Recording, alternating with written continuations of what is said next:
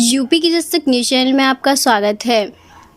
Kanpur police commissionerate की सद्भावना parade चौकी व उद्घाटन व लोकार्पण पुलिस कमिश्नर अखिल कुमार ने फीता काट कर और नारियल फोड़ कर किया है। बता दें कि ये चौकी सेंट्रल जोन के थाना बेकनगंज अंतर्गत आती है।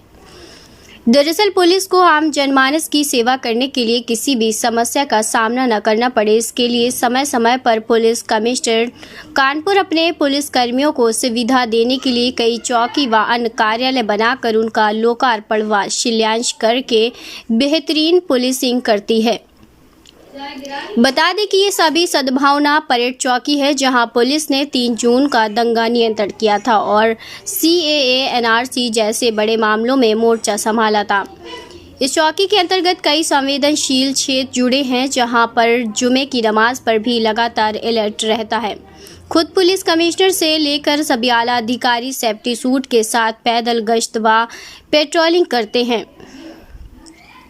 उद्घाटन व लोकार्पण पुलिस कमिश्नर अखिल कुमार ने कहा कि कानपुर की सद्भावना चौकी की हालत बहुत जर्जर स्थिति में भी चूंकि इस चौकी के अंतर्गत पुलिस ने कई बड़े मामले में मोर्चा संभाला है, इसलिए इस चौकी का लोकार्पण कराना बहुत ज़रूरी था, जो कि क्षेत्रीय जनता के सहयोग से संभव हो सका। और आगे पुलिस का यही प्रयास है कि इस चौकी का जो नाम है उसी तरह से आपसी सौहार्द और लोगों से एक दूसरे के प्रति सद्भावना बनी रहे। देखिए, आज हम लोग सद्भावना की नवनिर्मित चौकी जो बनी है उसके उद्घाटन समारोह में आए थे। इसकी कुछ पृष्ठभूमि यह है कि ये स्थान कुछ न कुछ विवादों का सेंटर रहा कानपुर में।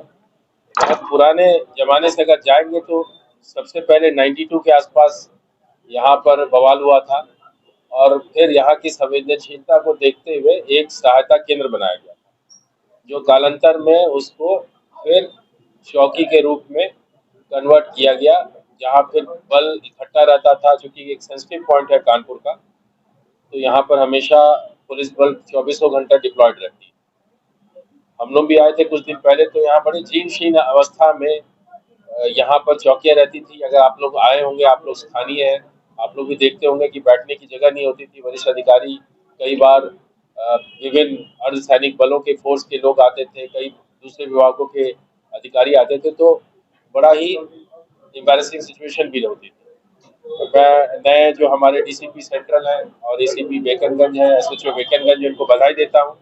तो उन्होंने इस विषय में इनिशिएटिव ली और ये जो नवनिर्मित चौकी है ये सिर्फ स्थानीय जन सहयोग से बनाई गई। यहाँ के जनता के लोग आगे आए हैं, उन्होंने सहयोग किया और इस नए चौकी का रूप दिया है। मुझे उम्मीद है कि इस नए उत्साह के साथ और एक जन सहयोग के साथ एक नई दिशा, सकारात्मक दिशा की ओर हम लोग बढ़ेंगे और सद्भावना चौकी जिन कारणों से पूर्व में जानी जाती रही है उन कारणों से ना जानी जाए, ऐसा सौहार्द रहे, ऐसा विश्वास रहे, हम जनता के बीच में और जनता के विभिन्न वर्गों के बीच में सामंजस्य रहे। सद्भावना चौकी जिस नाम से है सद्भावना, उसी के नाम से आगे जानी जाए।